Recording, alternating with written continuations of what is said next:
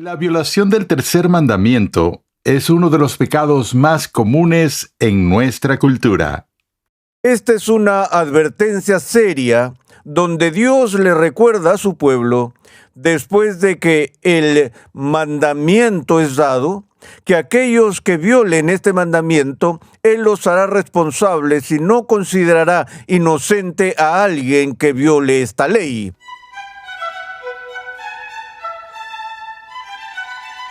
Bienvenido una vez más a Renovando tu Mente con el Dr. R.C. Sproul. Hoy continuamos con el 8º capítulo de La Ley de Dios y el Cristiano, una serie de enseñanza de 15 lecciones donde el Dr. Sproul ofrece una visión equilibrada del lugar de la ley del Antiguo Testamento en el Nuevo Pacto. La mayoría de nosotros nos sentiríamos mortificados si nos acusaran de quebrantar el tercer mandamiento. La mayoría de nosotros tenemos cuidado de controlar nuestras lenguas y hacemos un esfuerzo consciente para evitar tomar el nombre del Señor en vano. Bueno, hoy en Renovando tu Mente, el Dr. R.C. Sproul explica que no es tan simple como podrías pensar. De hecho, muchos cristianos que cuidan su manera de hablar pueden ser culpables. Pasemos de nuevo al aula de clases a escuchar al Dr. R.C. Sproul mientras examina algunas de las muchas formas en que se quebranta el tercer mandamiento y nos anima a santificar el nombre del Señor.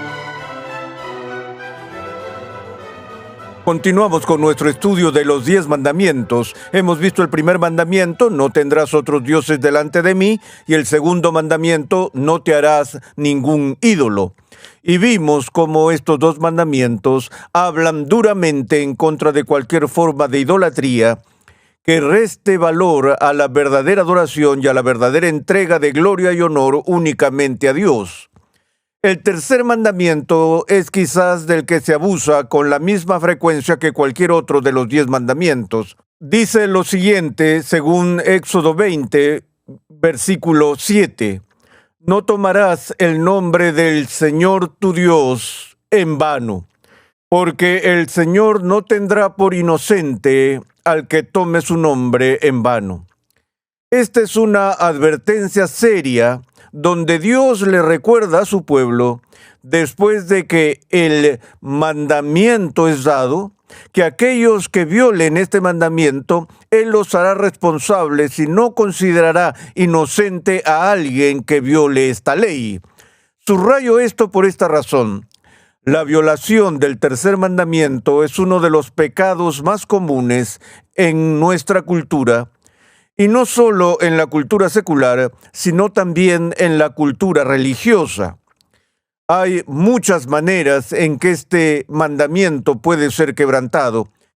¿Qué significa no tomar el nombre del Señor en vano? Sabemos que el término vanidad puede usarse como sinónimo de orgullo, pero lo que generalmente se está considerando en el Antiguo Testamento cuando se habla de orgullo o vanidad es un sinónimo de futilidad. Es decir, no debemos usar el nombre de Dios de manera fútil o de manera trivial. De lo que se trata esto es que el nombre de Dios es sagrado y no debe ser usado de una manera trivial o ligera, sino de una manera muy cuidadosa y cautelosa. Así que hoy te invito a pensar detenidamente en la importancia de este mandamiento. Cuando estudiamos el tema de la santidad de Dios, les recordé el Padre Nuestro en el Nuevo Testamento. Si alguien piensa que el tercer mandamiento del Antiguo Testamento no tiene importancia para el Nuevo Testamento, les recordé que en el Padre Nuestro la primera petición que Cristo instruyó a su pueblo a orar era que el nombre de Dios fuera considerado santo. Santificado sea tu nombre.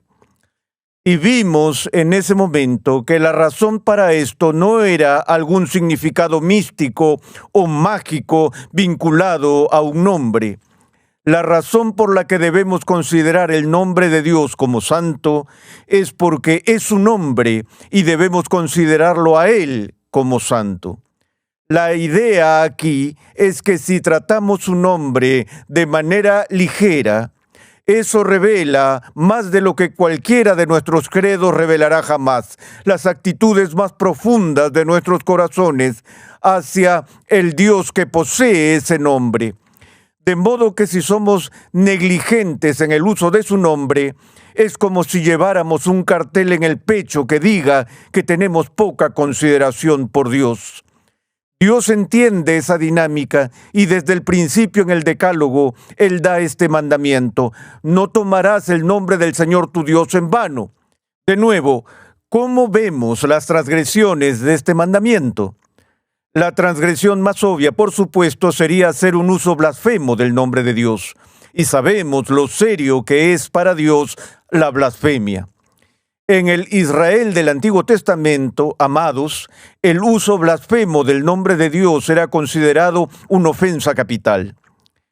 Hay una historia que ocurrió en el estado de Maryland hace varios años, cuando un camionero fue arrestado por conducta escandalosa.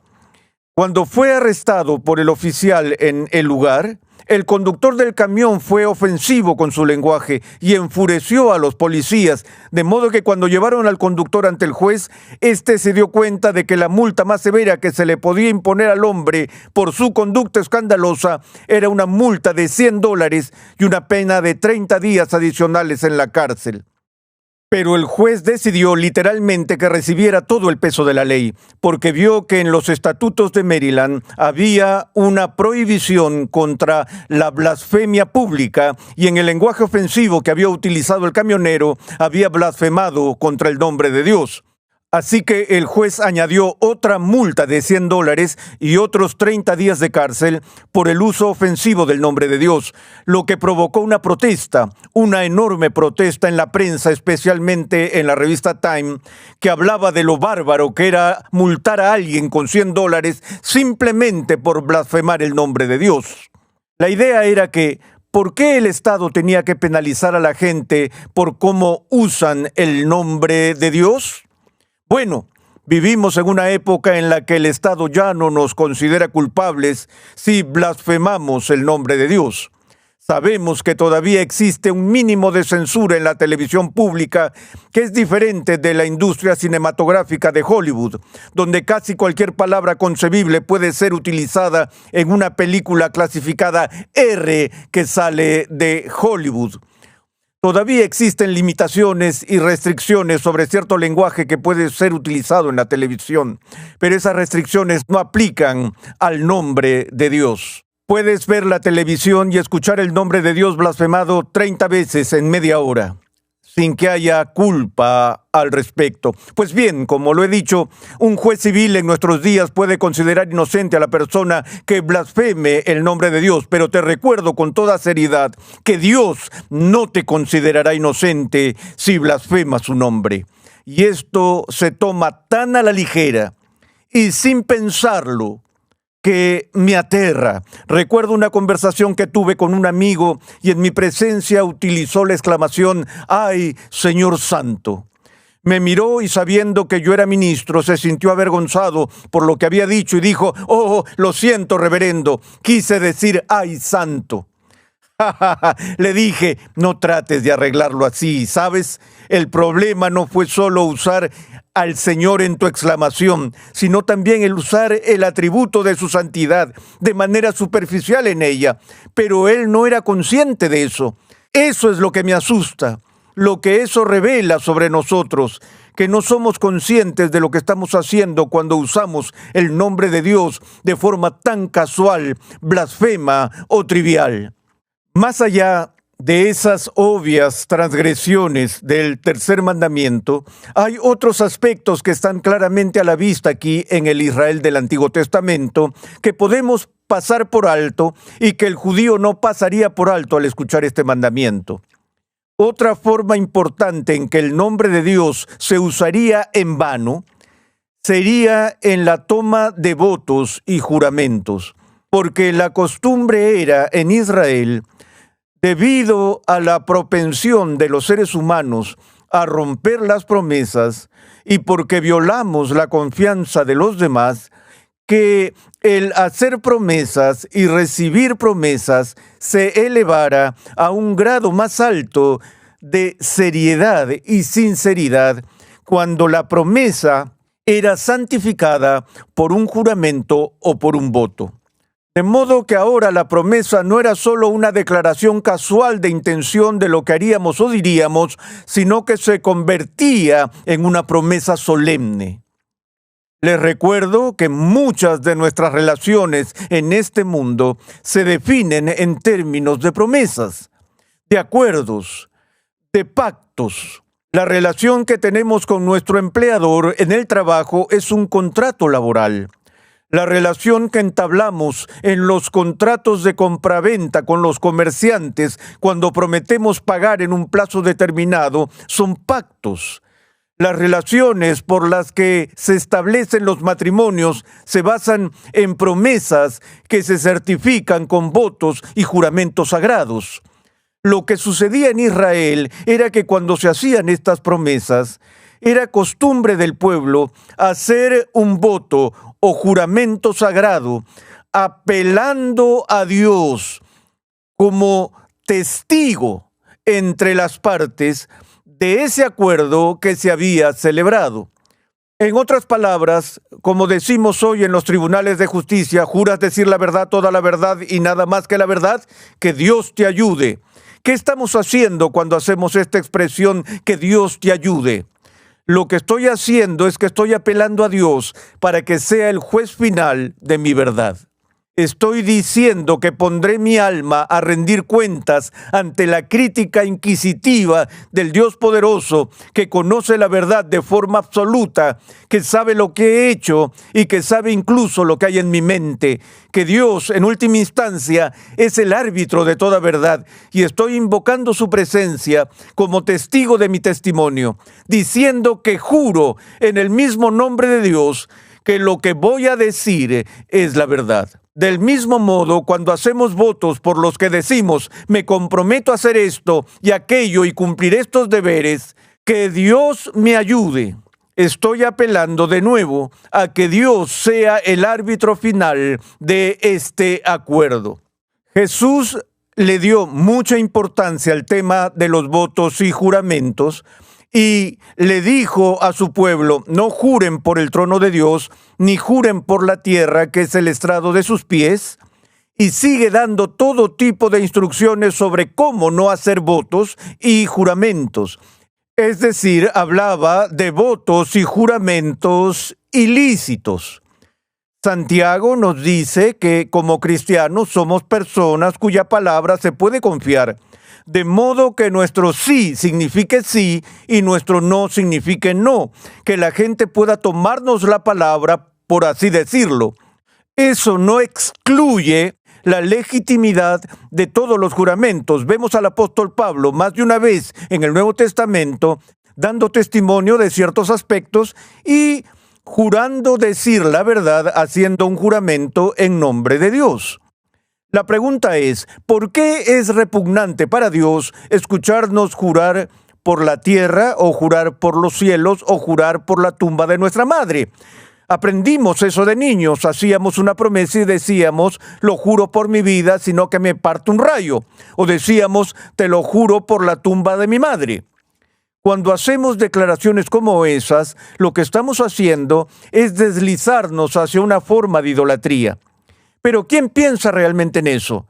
¿Cómo puede ser considerado idolatría? Bueno, veámoslo. Si digo, te juro por la tumba de mi madre que voy a hacer tal o cual cosa, ¿cuánto poder tiene la tumba de mi madre para obligarme a cumplir mi promesa? Ningún poder en lo absoluto. La tumba de mi madre no tiene oídos que puedan oír. No tiene ojos que puedan ver y no tiene poder para castigarme o hacerme responsable si rompo mi promesa. Al jurar por algo que es menos que Dios, estamos atribuyéndole el mismo poder de Dios. Estamos actuando como si esa tumba pudiera hacer lo que solo Dios puede hacer, y cometiendo así un acto de idolatría.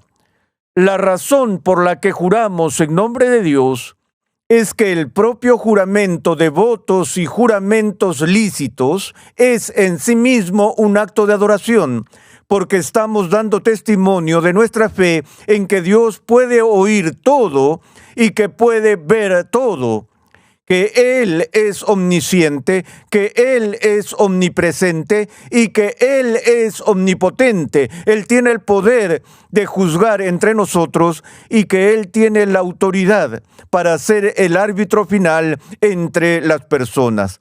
Cuando era joven, asistía a la confraternidad juvenil de nuestra iglesia y admito francamente que la única razón por la que asistía era por los programas sociales que se realizaban allí, no por ninguna instrucción religiosa. Pero al final de cada reunión de confraternidad, todos teníamos que reunirnos en círculo y tomarnos de las manos y recitar la bendición de Mishpa, y recitábamos esa bendición que dice así: que el Señor nos vigile a los dos cuando nos hayamos apartado el uno del otro. Esta bendición tiene sus raíces en el periodo patriarcal sobre las luchas que Jacob tuvo con Labán y con su hermano, cuando se reunían y llegaban a cierto acuerdo para poner fin a las hostilidades entre ellos y entre sus soldados, por así decirlo, y llegaban a ese acuerdo, terminaban su reunión diciendo: que el Señor vele entre tú y yo mientras estamos ausentes el uno del otro.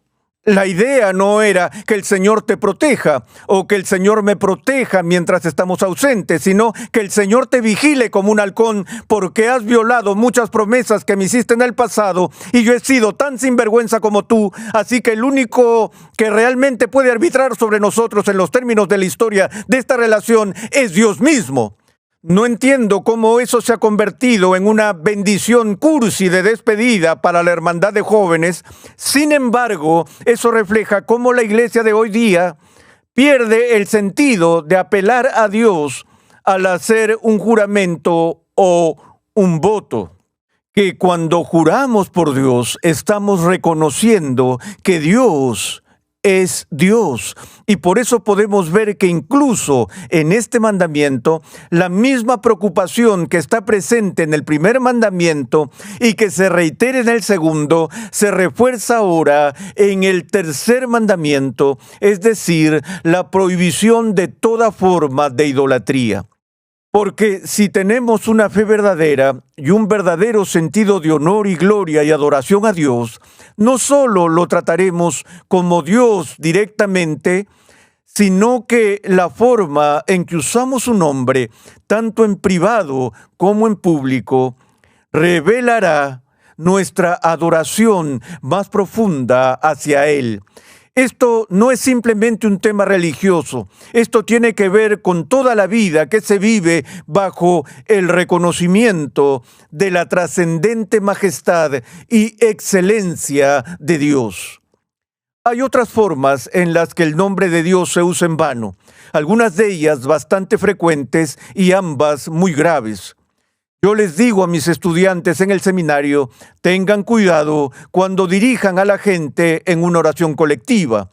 Uno de los aspectos más importantes es que recuerden a quién le están hablando, porque es una verdadera tentación para el ministro conseguir 5 minutos extra de tiempo de sermón, cerrando los ojos diciendo oremos, y decir querido Dios, y después hablarle en realidad a la congregación durante los siguientes 5 minutos. ¿Has tenido alguna vez esa sensación que el ministro se estaba dirigiendo a ti en lugar de a Dios? Ese es un uso ilegítimo de apelar al nombre de Dios. Cuando nombramos a Dios como a quien nos dirigimos, ¿a quién deberíamos hablarle? Deberíamos estar hablando con Dios. Y en cierto sentido, la congregación debería estar prestando mucha atención a la intercesión que su ministro hace por ellos. Sí, deben escuchar, y el ministro puede ser consciente de que la gente está escuchando, pero también deben ser conscientes de que el ministro está hablando con Dios. Para terminar, la última manera en la que se viola esta prohibición una y otra vez es atribuyendo al nombre de Dios impulsos y dirección que no vienen de Él en lo absoluto. ¿Con qué facilidad le decimos a nuestros amigos y conocidos, el Señor me guió a hacer esto? O el Señor me habló y me dijo que hiciera esto. Ese es un comportamiento espiritual aceptable en la comunidad cristiana y se consideraría de mala educación si alguien levantara la mano y dijera a la persona que acaba de decir esto: ¿cómo sabes que Dios te ha hablado? ¿Su voz es aguda, grave o como la de un tenor? ¿Qué quieres decir con que el Señor te ha hablado? ¿Estás diciendo que estabas leyendo las Escrituras y que mientras leías las Escrituras te convenciste a leer cierto texto? Muy bien. ¿O estás diciendo que mientras conducías tu coche por la calle tuviste esta intuición y ahora tienes este plan de lo que quieres hacer y quieres afirmar que Dios te ha dicho esto? Eso es exactamente lo que hicieron los falsos profetas de Israel en el Antiguo Testamento. Ellos predicaban sus sueños en lugar de la palabra de Dios, y eso es algo muy peligroso. Antes de que alguna vez le digas a un ser humano que Dios te dijo que hicieras esto o que Dios te dijo que dijeras aquello, es mejor que tengas una buena razón para hacerlo. De lo contrario, estamos violando el tercer mandamiento.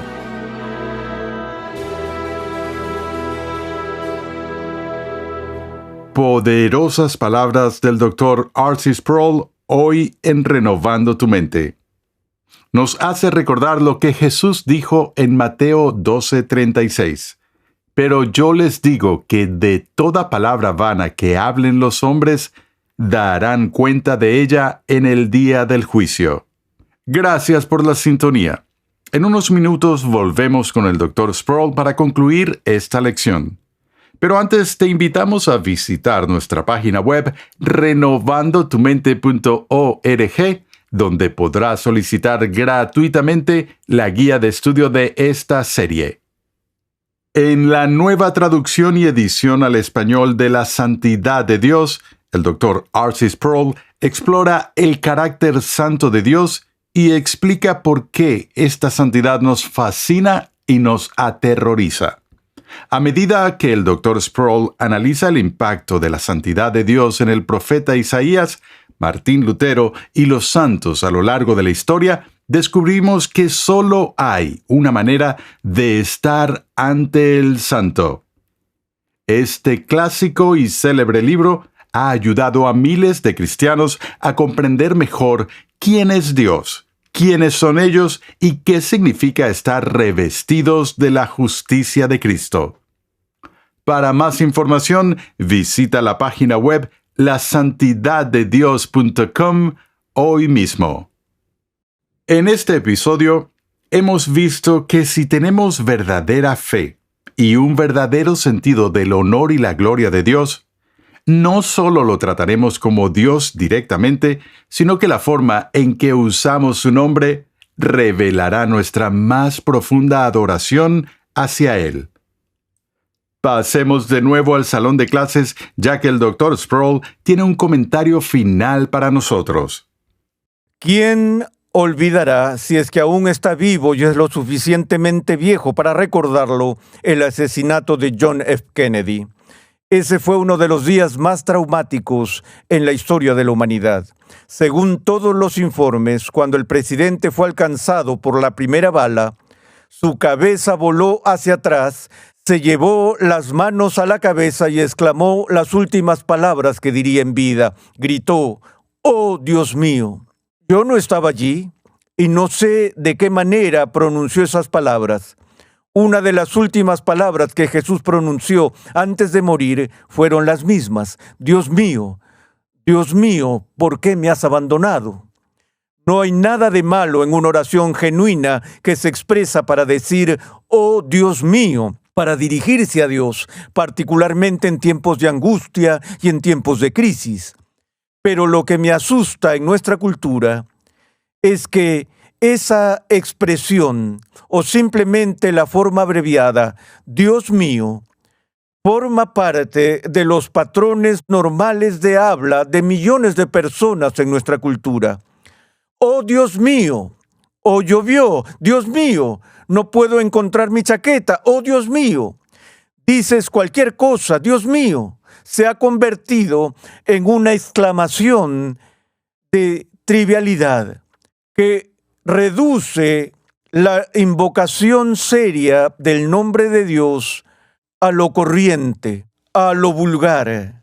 Y eso también es a lo que se refiere el tercer mandamiento. Por eso te pido que examines tus propios hábitos al hablar. Pregúntate, ¿cómo uso el nombre de Dios en mi forma rutinaria y diaria de hablar? Probablemente ha habido mayor controversia sobre la interpretación correcta del cuarto mandamiento que con cualquiera de los otros mandamientos. La pregunta que permanece para el cristiano es: ¿cuál es el deber del cristiano con respecto a guardar el día de reposo? No solo tenemos disputas sobre esto entre cristianos y no cristianos, sino que también las tenemos dentro de la comunidad cristiana. En el siguiente episodio de Renovando tu Mente, R.C. Sproul explora algunos de los aspectos básicos del tema del día de reposo. Te invitamos a escuchar nuestro siguiente episodio y a unirte a nuestra gran comunidad virtual en las redes sociales.